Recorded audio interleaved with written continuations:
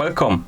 In front of me I have LENOVO Tab to A10-30 and I'm gonna show you how to clear the credentials on this device.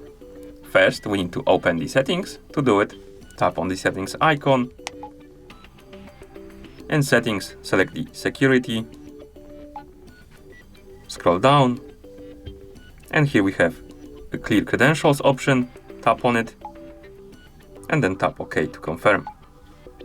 And as you can see, credential storage is erased, and that's how you clear the credentials on this device. Thank you for watching. If you found this video helpful, please consider subscribing to our channel and leaving the like on the video.